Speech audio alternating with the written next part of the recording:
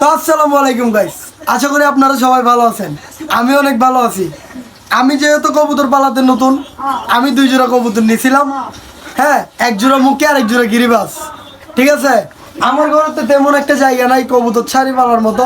তার জন্য আমি ঘরে জালি সিস্টেম করে একটা কূপ বানাই, এগুলো আর বন্দি করে পালতেছি। তো 2 জোড়ার থেকে 1 জোড়া ডিম দিছে কালকে, আরেক জোড়া কিছুদিনের ভিতরে ডিম দিবে, 1 সপ্তাহের ভিতরে ডিম দিবে। তো আপনাদের সবাইকে আমি ডিমগুলো দেখাচ্ছি, একটু মনোযোগ দিয়ে দেখেন। এই যে দেখেন, আমার গিরিবাসটা ডিম দিছে আজকে 2 দিন হচ্ছে। তো 2 দিন হচ্ছে এই নরিটা ডিম নিয়ে বসে আছে, এই 2টা মাদি।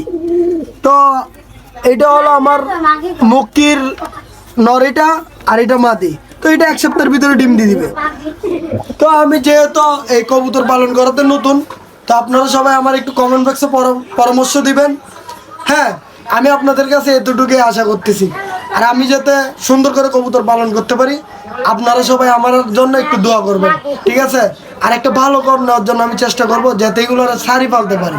বন্দি করে তো আর পালা যায় না, তার জন্য আমি একটা দেখি ভালো ঘর পাই কিনা ছাড়ে পালার জন্য খুঁজতেছি।